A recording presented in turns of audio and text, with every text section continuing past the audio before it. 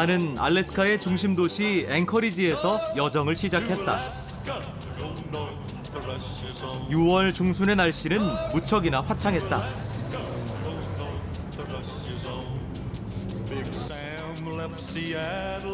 앵커리지는 소련 붕괴 전까지만 해도 아메리카와 아시아, 유럽을 최단거리로 연결하는 항공의 교차로였다.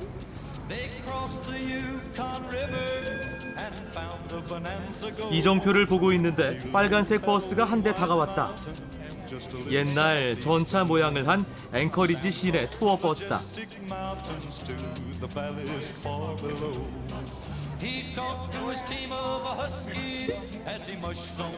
나는 이 버스를 타고 앵커리지 시내를 둘러보기로 했다.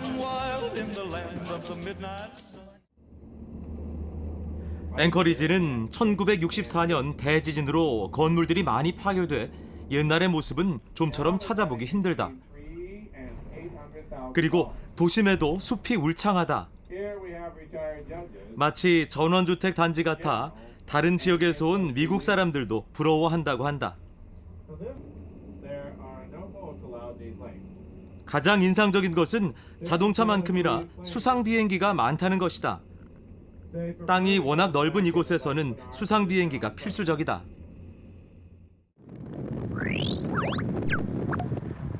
이제 본격적으로 알래스카의 대자연과 야생을 체험해보기로 하고 앵커리지에서 5시간 거리에 있는 항구 도시 벨디지로 향했다.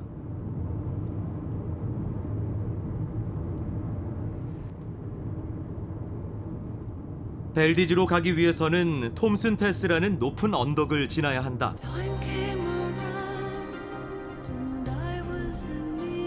이곳에서는 만년설 덮인 웅장한 산들을 볼 수 있어 여행객들은 발길을 멈출 수밖에 없다.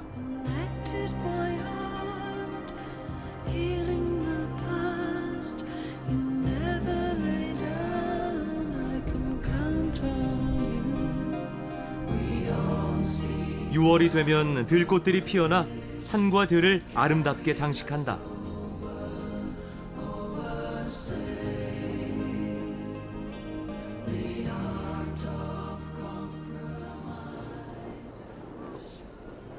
벨디즈는 알래스카의 석유가 유조선에 실려 나가는 중요한 항구 도시다. 한편으로는 아름다운 풍광으로 알래스카의 알프스로 불린다.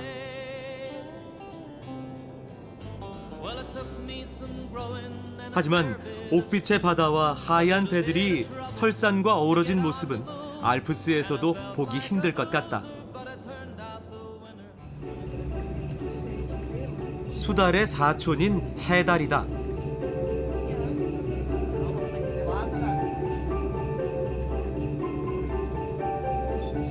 해달은 머리와 얼굴의 털이 하얘 바다의 노인이라는 별명으로 불린다.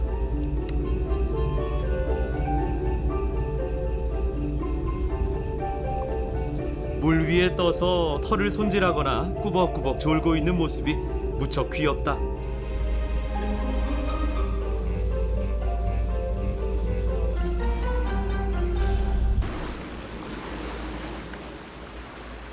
바위섬을 지나자 이번엔 바닷가를 거니는 사슴 가족을 만났다.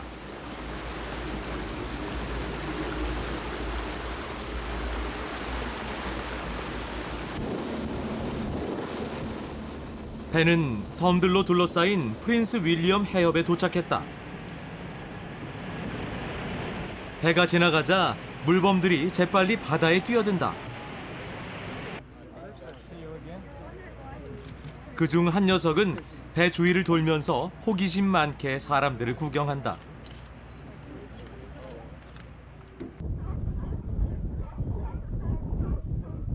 섬 옆을 지나는데 짐승 울음소리가 요란하다.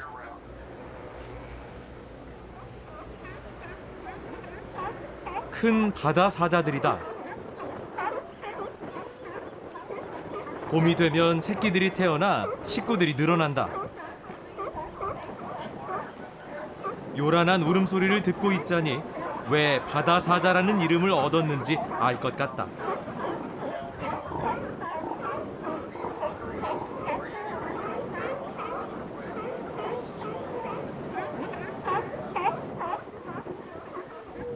이 녀석은 소음을 피해 혼자 낮잠을 즐긴다.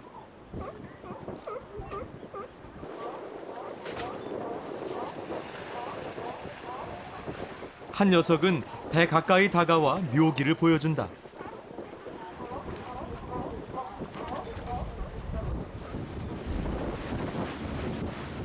잠시 후 드디어 컬럼비아 대빙하가 저 멀리 보이기 시작한다.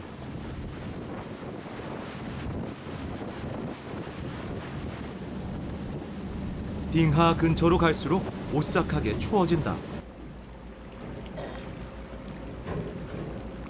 빙하에서 떨어져 나온 푸른색 유빙들이 바다를 가득 메우고 있다.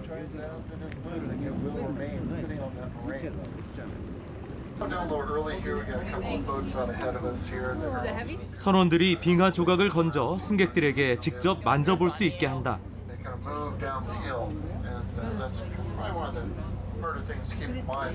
Too much ice. The glacier is constantly calving ice. This one puts out, upwards of 10 million tons of ice a day. Okay. 하루에 1,000만 톤이라니. 작은 산만한 유빙들을 보니 그 양이 얼마나 어마어마한지 알 수 있을 것 같다.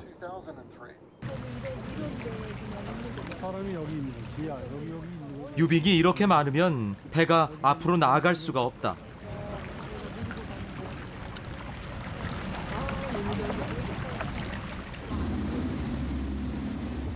아쉽게도 컬럼비아 대빙하 가까이 가지는 못하고 돌아와야 했다.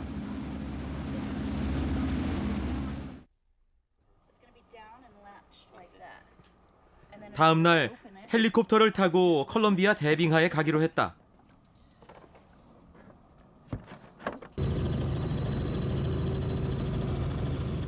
다행히 날씨가 아주 화창한데 하늘에서 보는 풍경이 어제와는 또 다른 느낌이다.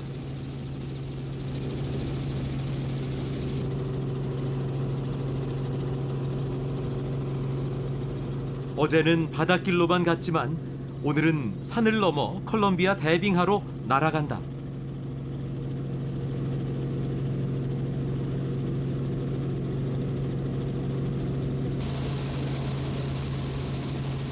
산 정상을 넘으니 하얀 설원이 나타난다.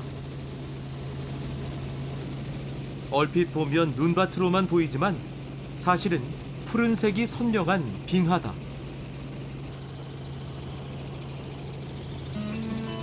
여기서 조금 더 가니 어마어마하게 넓은 빙하가 보인다. 그렇게 보고 싶었던 컬럼비아 대빙하다. 장엄하게 펼쳐진 빙하에 나는 입을 다물 수가 없었다.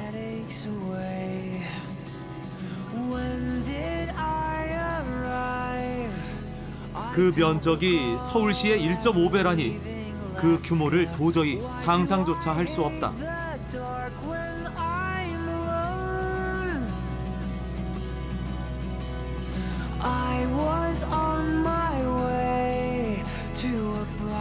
천길 낭떠러지 크레바스가 가득한 컬럼비아 대빙하는 사람의 접근을 절대로 허용하지 않는 곳이다.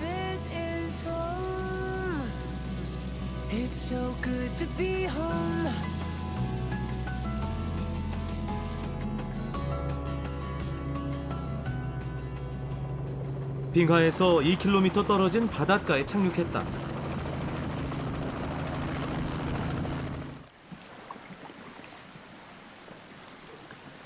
빙하는 그냥 거대한 얼음 덩어리처럼 보이지만 실제로는 생물처럼 움직인다. 이 순간에도 끊임없이 산에서 바다로 흘러내리고 있다. And Columbia Glacier is the second most actively progressing glacier in Alaska. It's moving downhill at about, they clocked it up to 98 feet per day.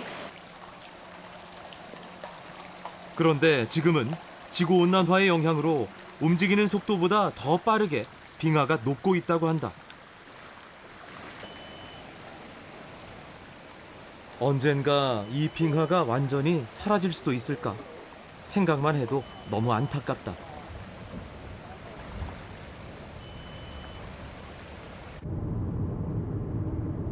다시 앵커리지로 향했다.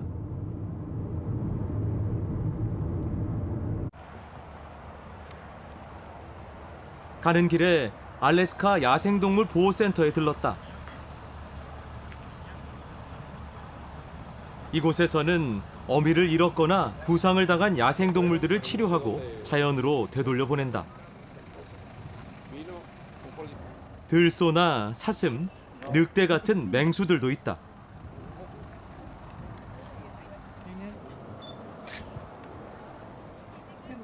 하지만 이곳을 대표하는 동물은 뭐니 해도 곰이다.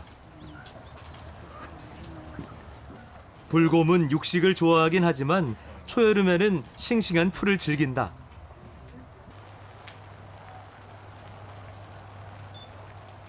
갈색 불곰이 풀을 뜯고 있는 모습을 멀리서 보면 황소로 착각할 것 같다.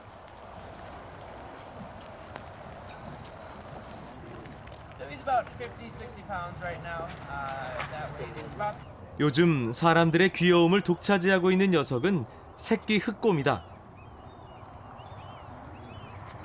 어미를 잃고 시내에서 쓰레기통을 뒤지며 살다 구출돼 이곳에 왔다.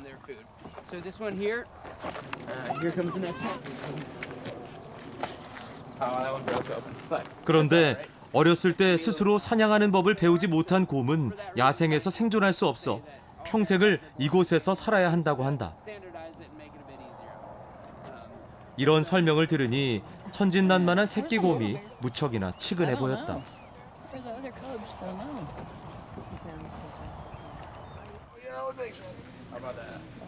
항구를 지나는데 낚시꾼들이 커다란 물고기를 저울에 재고 있다. 광어 같은데 그 크기가 어마어마하다.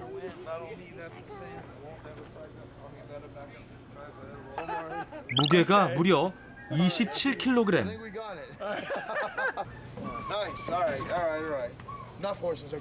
광어 중에서도 대형인 태평양 넙치로 알래스카에서 가장 크고 비싼 물고기다. Get some B-roll right here. Look at that. That's a halibut chomper. Rah, rah, rah. I am your father, Luke. Nice. Lift him up. Lift him up. That's awesome. 양손에 한 마리씩 들기도 힘들 정도다. Oh, no. Come on, man. Lift.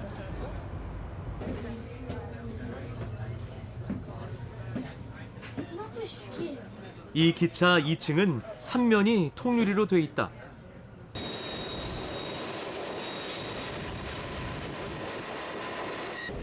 기차는 아주 천천히 달리는데 2층 발코니에서 풍경을 감상하며 갈 수 있다. 기차는 원시 타이가 숲과 호숫가를 지난다. 자동차를 타고는 볼 수 없는 멋진 풍경이다.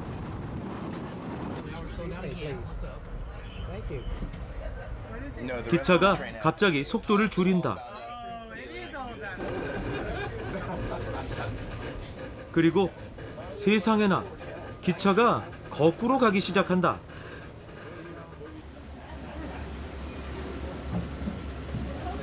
왜일까?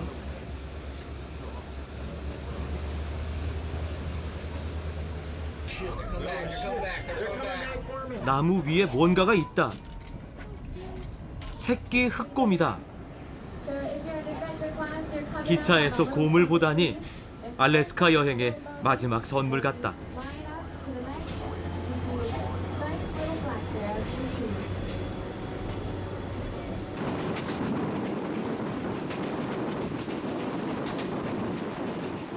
수어드를 출발한 지 4시간 후쯤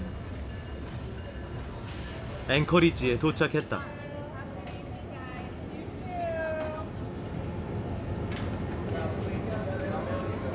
밤 10시가 넘었는데도 밖은 여전히 환하다. 백야처럼 알래스카에서의 기억은 오랫동안 저물지 않고 머릿속에 남아있을 것 같다.